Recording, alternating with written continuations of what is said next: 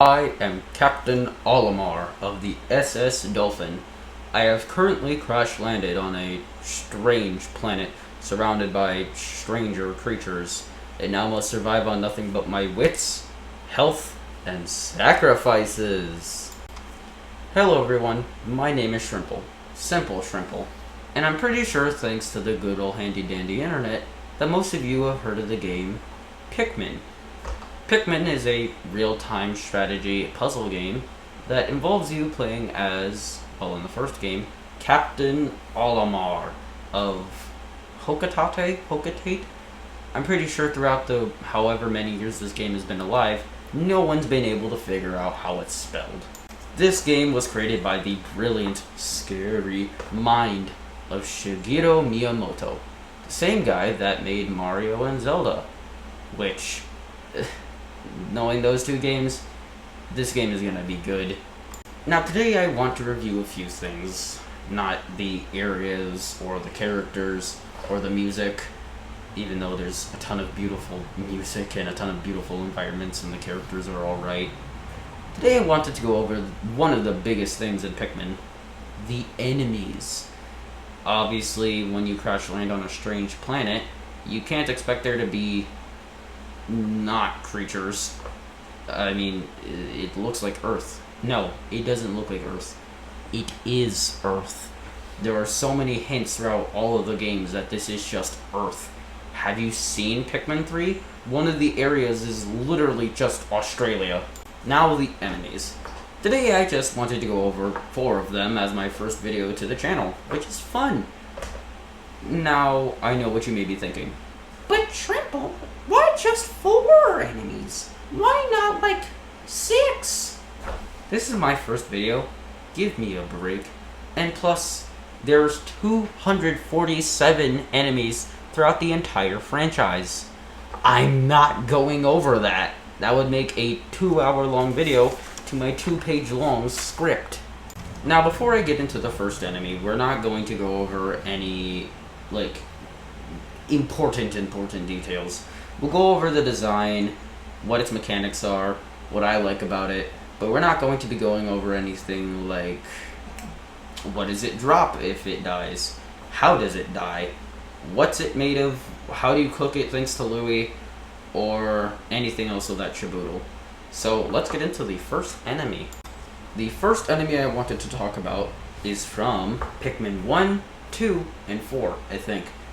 AKA the Mamuta, however you want to say it.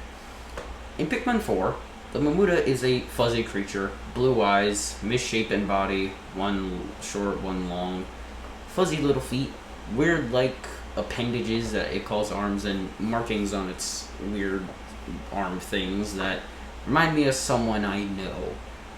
Now, what about this creature made me want to talk about it? Not just the entire fandom is obsessed with this thing, but also because of the way it acts. If you're a real big fan of Pikmin, then you're gonna know what I'm about to talk about. Instead of eating your Pikmin or killing them like literally every other creature does on this planet, aka PNF 404, it turns them into flowers after smacking them in the floor.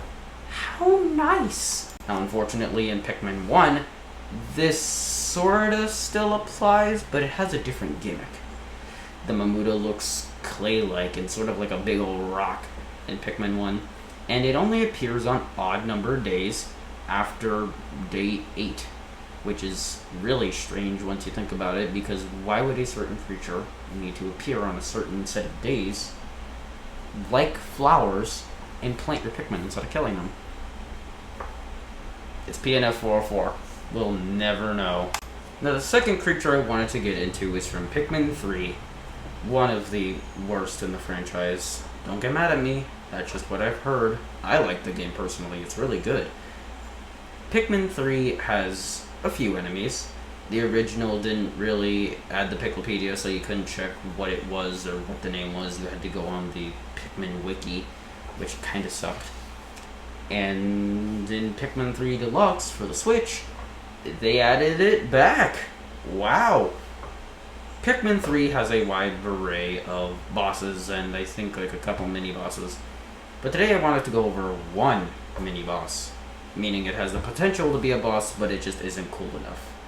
AKA the very underrated Calcified Crushblat. Now, the Calcified Crushblat is an interesting enemy, to say the least, knowing that its body is calcified in crystals. Wowie zowie. Now, what's so important about its crystals that make it cool? You can crush your Pikmin, and it can jump. In the failure of a game, Hey Pikmin for the Nintendo DS, there are different Crushblats, such as like the elongated Crushblat that looks like a bird for whatever reason, but we're not going to get into that. But the calcified Crushblat is, obviously, as I said, encased in crystals. How do you get rid of these crystals? Either you have the tough and sturdy rock Pikmin, or you have the highly explosive bomb rocks. Yup, there's bombs in the Pikmin games. As if a spider with a machine gun wasn't already scary enough. Or what we'll get into later. Now, after breaking the crystalline shell of the calcified Crushblat, it looks weird having a squishy round body of a purplish brown that can't really do anything to your Pikmin aside from throw them off whenever it squishes down instead of crushing them. Now, this isn't much of a threat, sorta, but in the area it appears in, if you don't have any blues, that much blues, then it could potentially throw your Pikmin into the water with the puckering Blinos. Weird, like piranha creatures. But I'm pretty sure that's mostly it. The second to last enemy we have on the list is a fan favorite that, unfortunately, didn't return for Pikmin 4. I'm talking about the Pikmin 2 exclusive Careening Dirigibug. Love this creature. The Careening Dirigibug, careening meaning to move swiftly in an uncontrolled random direction, such as like how a go-kart would do at a golf course. This thing has a weird design with a green body, yellow bulging eyes, and balloons on its back. Now, Pikmin loves the idea of something called bioengineering, meaning to mix machinery with a living organism.